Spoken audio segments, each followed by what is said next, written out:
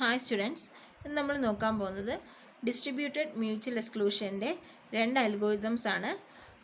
Richard and Agarwal അൽഗോരിതവും then Maekawa's voting അൽഗോരിതവും. So നമുക്ക് വീഡിയോയിലോട്ട് പോകാം. ആദ്യം നമുക്ക് എന്താണ് മ്യൂച്വൽ എക്സ്ക്ലൂഷൻ എന്നുള്ളത് നോക്കാം. റേസ് കണ്ടീഷൻ പ്രിവെൻറ്റ് ചെയ്യാൻ വേണ്ടിയിട്ട് ഉള്ള ഒരു പ്രോപ്പർട്ടിയാണ് മ്യൂച്വൽ എക്സ്ക്ലൂഷൻ. സോ എന്താണ് റേസ് കണ്ടീഷൻ എന്നുള്ളത് നോക്കാം. സെറ്റ് ഓഫ് പ്രോസസ്സുകൾ ഒരു ഷെയർഡ് റിസോഴ്സ് അല്ലെങ്കിൽ ഒരു കളക്ഷൻ ഓഫ് റിസോഴ്സിനെ അറ്റ് എ ടൈമിൽ ആക്സസ് ചെയ്യുമ്പോൾ കുറച്ച് അൺഡിസൈഡ് ആയിട്ടുള്ള സിറ്റുവേഷൻസ് ഉണ്ടാകുന്നു. അപ്പം ആ ഒരു സിറ്റുവേഷനെ പ്രിവെൻറ്റ് ചെയ്യാൻ വേണ്ടിയിട്ട് യൂസ് ചെയ്യുന്ന ഒരു കൺകറൻസി കൺട്രോൾ പ്രോപ്പർട്ടിയാണ് ആക്ച്വലി മ്യൂച്വൽ എക്സ്ക്ലൂഷൻ. ആ അൺഡിസൈഡബിൾ ആയിട്ടുള്ള സിറ്റുവേഷനാണ് actually race condition. Okay, then mutual exclusion implement ചെയ്യാൻ വേണ്ടിയിട്ട് യൂസ് ചെയ്യുന്ന കോഡ് സെഗ്മെൻ്റ് ആണ് ക്രിട്ടിക്കൽ സെക്ഷൻ.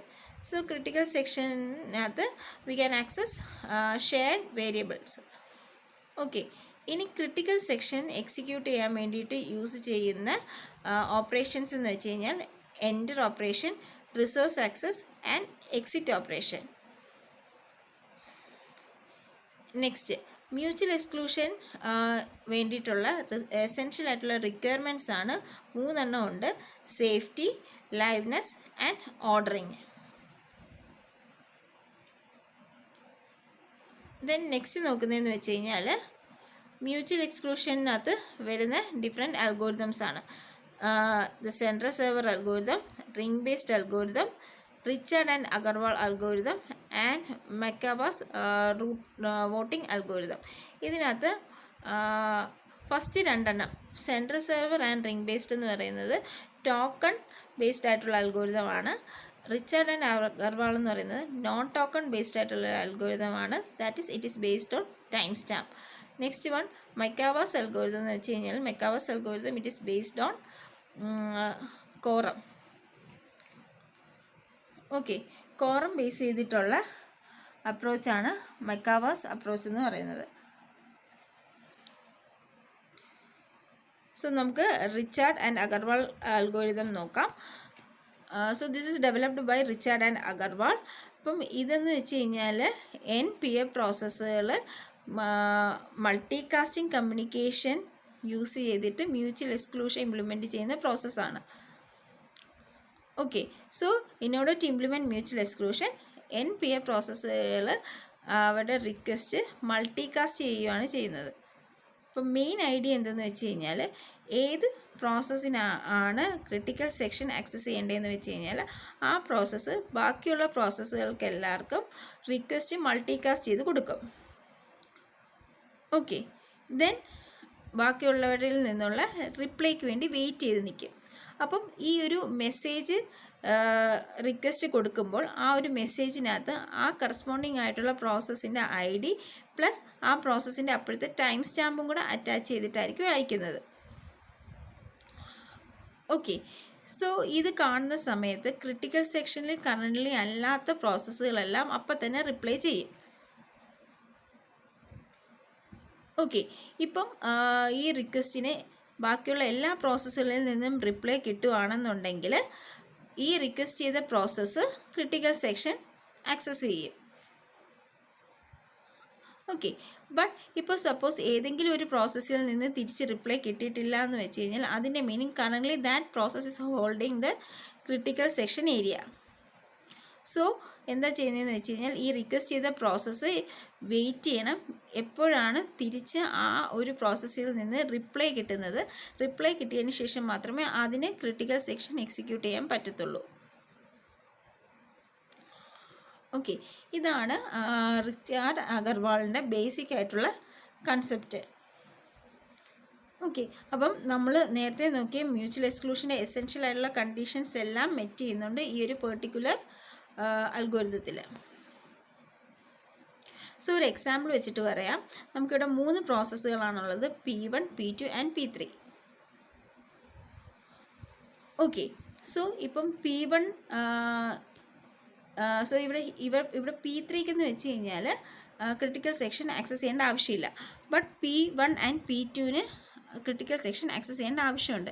ഇനി ഒരു കാര്യം കൂടെ പറഞ്ഞോട്ടെ. ഇപ്പോൾ സപ്പോസ് അറ്റ് എ ടൈമിൽ രണ്ട് പ്രോസസ്സുകൾ, അതായത് കൺകറൻ്റ് ആയിട്ട് രണ്ട് പ്രോസസ്സുകൾ റിക്വസ്റ്റ് ചെയ്യുകയാണെന്നുണ്ടെങ്കിൽ, ക്രിട്ടിക്കൽ സെക്ഷന് റിക്വസ്റ്റ് ചെയ്യുകയാണെങ്കിൽ അവരുടെ ആ റിക്വസ്റ്റിനകത്തുള്ള ടൈം സ്റ്റാമ്പ് ചെക്ക് ചെയ്യും. ഏത് പ്രോസസ്സിൻ്റെയാണ് ടൈം സ്റ്റാമ്പ് കുറവെന്ന് വെച്ച് കഴിഞ്ഞാൽ ആ പ്രോസസ്സിനായിരിക്കും ഫസ്റ്റ് ക്രിട്ടിക്കൽ സെക്ഷൻ എക്സിക്യൂട്ട് ചെയ്യാനുള്ള പെർമിഷൻ കിട്ടുന്നത്. സോ ബാക്കിയുള്ളവരെല്ലാവരും ആ പെർട്ടിക്കുലർ പ്രോസസ്സിന് തിരിച്ച് റിപ്ലൈ ചെയ്യും. അതായത് കൺകറൻ്റായിട്ട് റിക്വസ്റ്റ് ചെയ്ത പ്രോസസ്സുകളെല്ലാം ഈ പ്രോസസ്സിന് റിപ്ലൈ ചെയ്യുകയാണ് ചെയ്യുന്നത്. ഓക്കെ, അപ്പം 3 പ്രോസസ്സുകൾ, ഈ എക്സാമ്പിളിനകത്ത് 3 പ്രോസസ്സുകളുണ്ട്, P1, P2 and P3. So P3ക്ക് ക്രിട്ടിക്കൽ സെക്ഷൻ യൂസ് ചെയ്യേണ്ട. സോ P1 ആൻഡ് P2ന് യൂസ് ചെയ്യേണ്ടതുകൊണ്ട് അവർ P1ഉം P2ഉം റിക്വസ്റ്റ് മൾട്ടികാസ്റ്റ് ചെയ്യുന്നു. സോ P3ക്കും P2നും റിക്വസ്റ്റ് മൾട്ടികാസ്റ്റ് ചെയ്യുന്നു with its time stamp 41. Okay, so P3ക്ക് വേണ്ടാത്തതുകൊണ്ട് P3 ഇമ്മീഡിയറ്റ്ലി P1ന് റിപ്ലൈ കൊടുക്കുന്നു. സിമിലർലി P2 ക്രിട്ടിക്കൽ സെക്ഷൻ വേണ്ടുള്ള P1നും P3ക്കും റിക്വസ്റ്റ് കൊടുക്കുന്നു with its time stamp 34. So P3 വേണ്ടാത്തതുകൊണ്ട് P3 ഇമ്മീഡിയറ്റ്ലി റിപ്ലൈ ചെയ്യുന്നു. ഓക്കെ, അപ്പോൾ P2ന് P1ൽ നിന്ന് റിക്വസ്റ്റ് കിട്ടിയിട്ടുണ്ട്. P2 എന്താ ചെയ്യുന്നതെന്ന് വെച്ചാൽ തിരിച്ച് റിപ്ലൈ ചെയ്യുന്നില്ല, പകരം വെയിറ്റ് ചെയ്യുന്നു.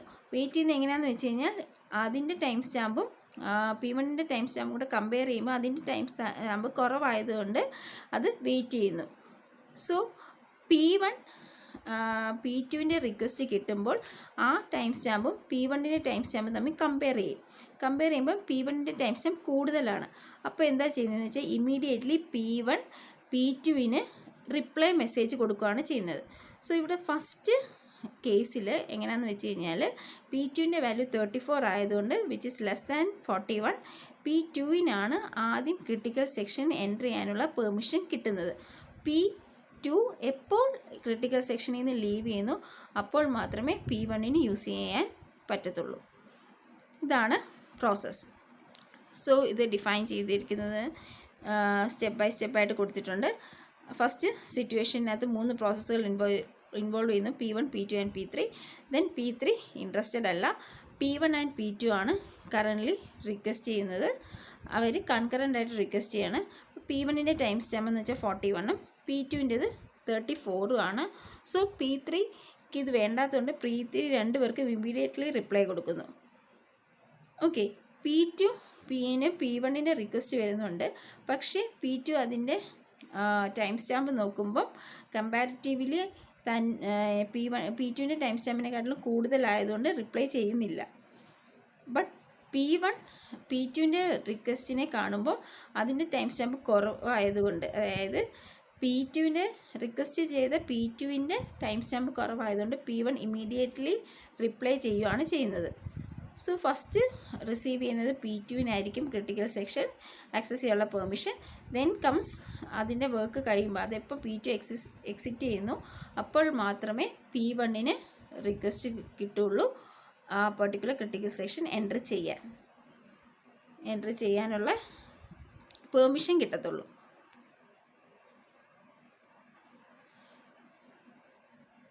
സോ ഇതാണ് algorithm. First initial state, initial കണ്ടീഷനിൽ സ്റ്റേറ്റ് എന്ന് വെച്ചാൽ റിലീസ്ഡ് എന്ന് പറയുന്ന രീതിയായിരിക്കും, അതായത് റിലീസ്ഡ് ഫോമിലായിരിക്കും. സോ വൺസ് ക്രിട്ടിക്കൽ സെക്ഷനിൽ എൻ്റർ ചെയ്യുമ്പോഴേക്കും സ്റ്റേറ്റ് എന്ന് പറഞ്ഞാൽ ആവശ്യം, വാണ്ടഡ് എന്ന് പറയുന്ന ഫോമിലോട്ട് മാറും. അപ്പോൾ എന്താ ചെയ്യുന്ന പ്രോസസ്സുകൾ ആർക്കാണ് വേണ്ടതെന്ന് വെച്ചാൽ എല്ലാ പ്രോസസ്സുകൾക്കും റിക്വസ്റ്റ് മൾട്ടികാസ്റ്റ് ചെയ്യുന്നു with time stamp and wait ചെയ്യുന്നു ബാക്കിയുള്ളതിൽ നിന്ന് റിപ്ലൈ വരാനായിട്ട്. ഓക്കെ, സോ റിപ്ലൈ വന്നു കഴിയുമ്പോഴേക്കും N-1 റിപ്ലൈസ് വരുവാണെന്നുണ്ടെങ്കിൽ ആ സ്റ്റേറ്റ് എന്ന് പറയുന്നത് ഹെൽഡ് ആവും, അതായത് പെർട്ടിക്കുലർ ക്രിട്ടിക്കൽ സിസ്റ്റം ഹെൽഡ് ചെയ്തു എന്നുള്ള രീതിയിലാവും.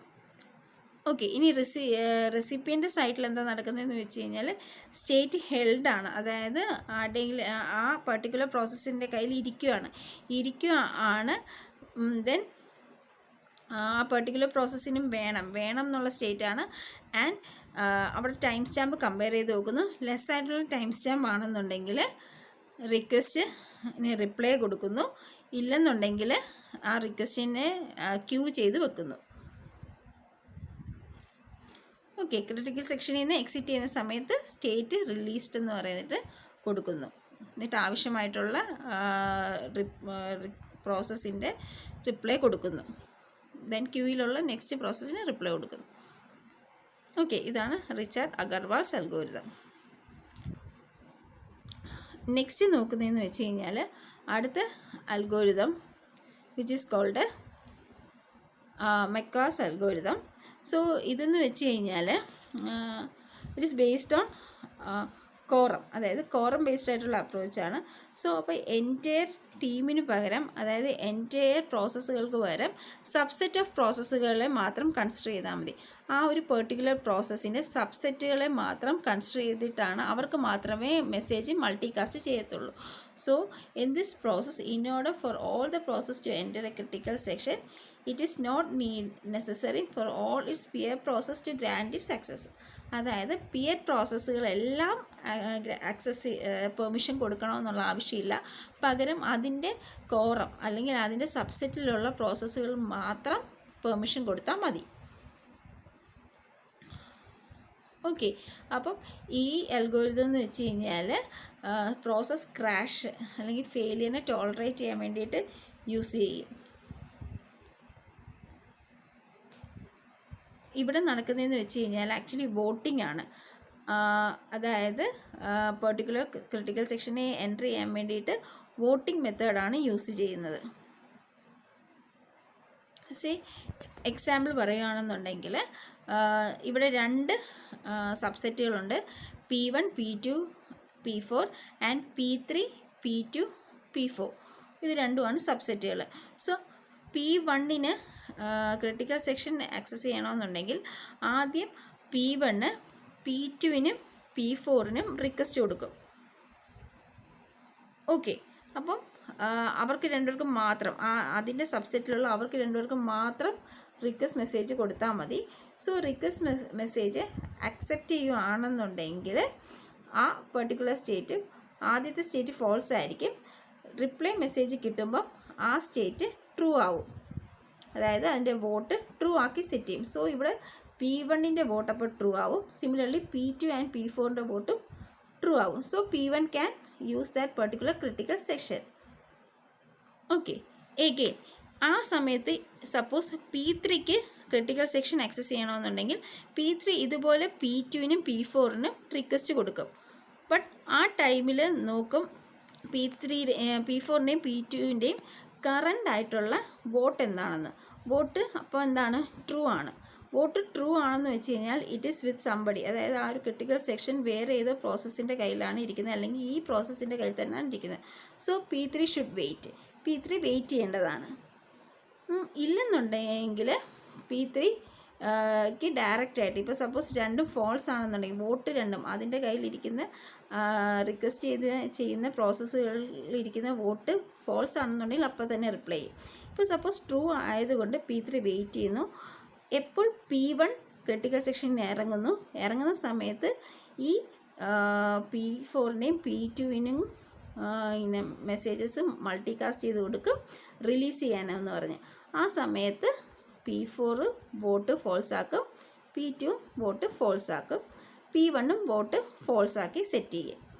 സോ ആ സമയത്ത് P3യുടെ പ്രോസസ്സ്, അതായത് P3യുടെ റിക്വസ്റ്റ്, P4ഉം P2ഉം ക്യൂയിൽ വെച്ചിരുന്ന P3യുടെ പ്രോസസ്സ്, P3യുടെ റിക്വസ്റ്റ് പിന്നെ പ്രോസസ്സ് ചെയ്ത് റിപ്ലൈ കൊടുക്കുകയാണ് ചെയ്യുന്നത്. ഓക്കെ, അപ്പം ഇനിഷ്യൽ സ്റ്റേറ്റിൽ ഇത്രയേ ഉള്ളൂ. ഇനിഷ്യൽ സ്റ്റേറ്റിൽ ഫോൾസ് ആക്കി സെറ്റ് ചെയ്യുകയാണ് ചെയ്യുന്നത്. എപ്പോഴാണ് ക്രിട്ടിക്കൽ സെക്ഷനിലോട്ട് എൻട്രി ചെയ്യാൻ പെർമിഷൻ കിട്ടിക്കഴിഞ്ഞാൽ വോട്ട് ട്രൂ ആക്കി സെറ്റ് ചെയ്യും അതിനായ സബ്സെറ്റ് പ്രോസസ്സുകൾക്കും. സോ ഇതാണ് അൽഗോരിതം. ഇനിഷ്യൽ സ്റ്റേറ്റ് എന്ന് വെച്ച് കഴിഞ്ഞാൽ സ്റ്റേറ്റ് റിലീസ്ഡ് ആയിട്ടുള്ള സ്റ്റേറ്റ് ആയിരിക്കും. വോട്ട് എന്ന് പറഞ്ഞാൽ ഫെയിൽഡ് ആയിട്ടുള്ള ഫോൾസ് എന്ന് പറയുന്ന സ്റ്റേറ്റിലായിരിക്കും ഇരിക്കുന്നത്. ദെൻ ക്രിട്ടിക്കൽ സെക്ഷനിൽ എൻട്രി ചെയ്യുമ്പോൾ സ്റ്റേറ്റ് എന്താവും? വോണ്ടഡ് സ്റ്റേറ്റ് ആവും. ദെൻ റിക്വസ്റ്റ് മൾട്ടികാസ്റ്റ് ചെയ്യും. ആർക്കൊക്കെയാണ്? സബ്സെറ്റുകൾക്ക് മാത്രം മൾട്ടികാസ്റ്റ് ചെയ്യും. സോ സ്റ്റേറ്റ് എന്താണ്? ഹെൽഡ് ആവും. ഓക്കെ, ഇപ്പോൾ റെസിപ്പിയൻ സൈഡിൽ എന്താ നടക്കുന്നത്? ഈ സ്റ്റേറ്റ് എന്ന് പറയുന്നത് ഹെൽഡും വോട്ട് എന്ന് പറയുന്നത് ട്രൂ ആണെന്നുണ്ടെങ്കിൽ വെയിറ്റ് ചെയ്യേണ്ടി വരും. റിക്വസ്റ്റ് ക്യൂ ചെയ്ത് വെക്കും. അതായത് ആ ഒരു റിക്വസ്റ്റിനെ ക്യൂവിൽ വെച്ചിട്ട് റിപ്ലൈ ചെയ്യാതെ നിൽക്കും. അല്ലെങ്കിൽ എന്ത് ചെയ്യും? ഇമ്മീഡിയറ്റ്ലി റിപ്ലൈ ചെയ്യും. ദെൻ വോട്ട് എന്താവും? ട്രൂ ആക്കി സെറ്റ് ചെയ്യും. Okay, similarly at the critical സെക്ഷനിൽ നിന്ന് എക്സിറ്റ് ചെയ്യുന്ന സമയത്ത് ഈ പറഞ്ഞ സ്റ്റേറ്റ് എന്ന് പറയുന്നത് ഏത് പ്രോസസ്സാണെന്ന് വെച്ചാൽ ആ പ്രോസസ്സിൻ്റെ സ്റ്റേറ്റ് എന്ന് വെച്ചാൽ റിലീസ്ഡ് ആവും. ആ റിലീസ് എന്ന് പറയുന്ന മെസ്സേജ് ബാക്കിയുള്ള പ്രോസസ്സുകൾക്ക്, അതിൻ്റെ സബ്സെറ്റ് പ്രോസസ്സുകൾക്ക് മൾട്ടികാസ്റ്റ് ചെയ്തും കൊടുക്കും. ഓക്കെ, അപ്പോൾ റെസിപ്പിൻ്റെ സൈഡിൽ ഇതുപോലെ ഒരു റിലീസ് ചെയ്യുക എന്ന് പറയുന്ന ഒരു വരുമ്പോൾ ഒരു മെസ്സേജ് വരുന്ന സമയത്ത് വോട്ട് എന്ന് വെച്ച് കഴിഞ്ഞാൽ again it is turn to false ആയിട്ട് സെറ്റ് ചെയ്യുകയാണ് ചെയ്യുന്നത്.